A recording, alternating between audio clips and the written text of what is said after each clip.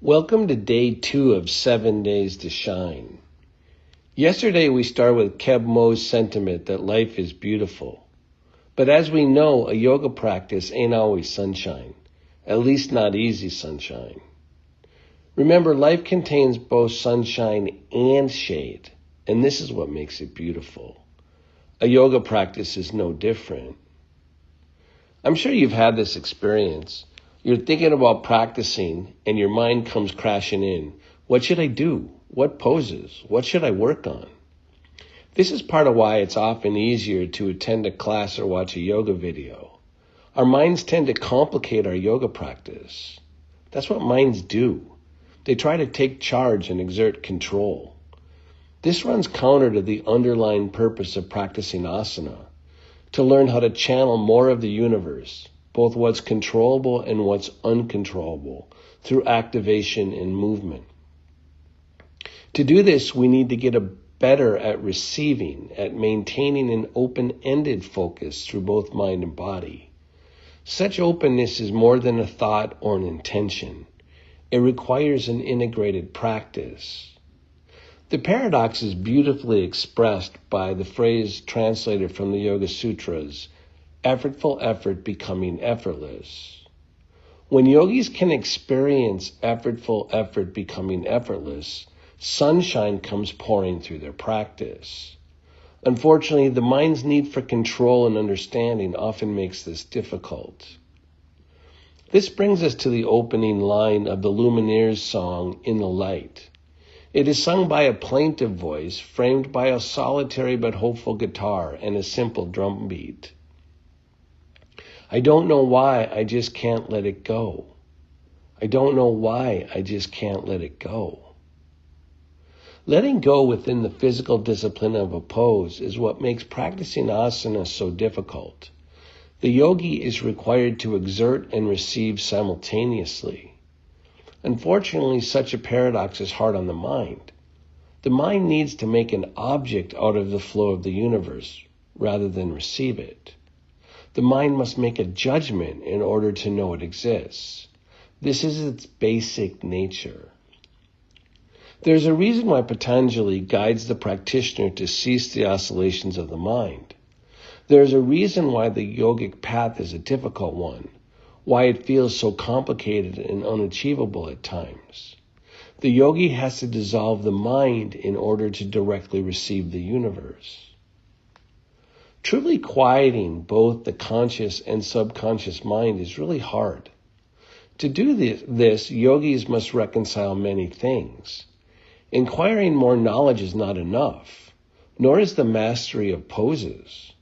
It requires many other things, including making peace with what we carry, including past hurts, past traumas, past ideas that we inherited, and past self-conceptions. We are all a work in progress in this regard. Then the next haunting line comes from the Lumineers. Memory's old, but I just can't let it go. The idea's gone, but I just can't let it go. Surrender at this level is not built in a day. It is practiced over time, over a lifetime. The good news is that past yogis have left breadcrumbs, tips, and techniques to open doors for your exploration. For example, B.K.S. Iyengar gives hints like shavasana in every pose, or that the brain must remain passive while doing a pose, or that students should keep their tongue in their lower palate while exerting. These are practical doorways into deeper receiving. Learning to soften the organs of perception while exerting in a pose is a good start. Let's give it a try. Sit up straight and tall. Soften the inside of your mouth, your jaw, around your temples. Let it in as a quiet form of energy. Strength and resilience reside in the unmoving quiet. This empty quiet precedes your inhalation and remains after your exhalation. Your breath partakes. It does not create. Soften your gaze, but do not subtly drift toward any form of sleep. Gently lift your sternum. Feel the spark of opening with your spine. The spark happens and still the background emptiness remains. You are a dance of emptiness and movement. You are opening and you are quiet.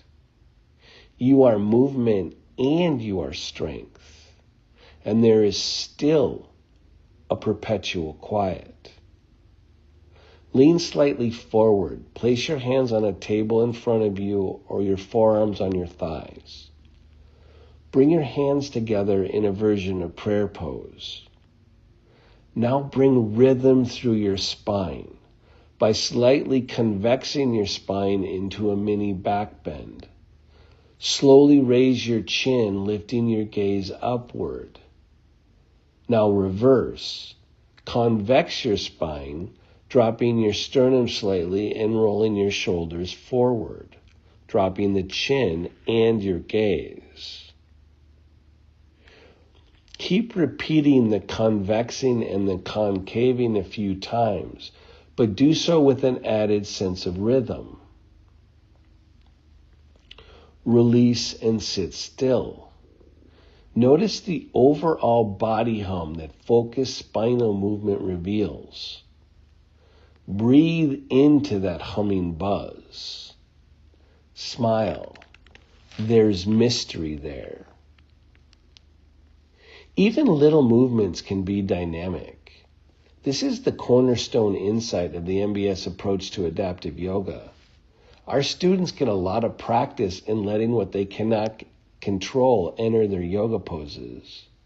In this way, their disabilities can give them an advantage. But all of us need to learn how to let the quiet fold seamlessly into our actions. Good luck today.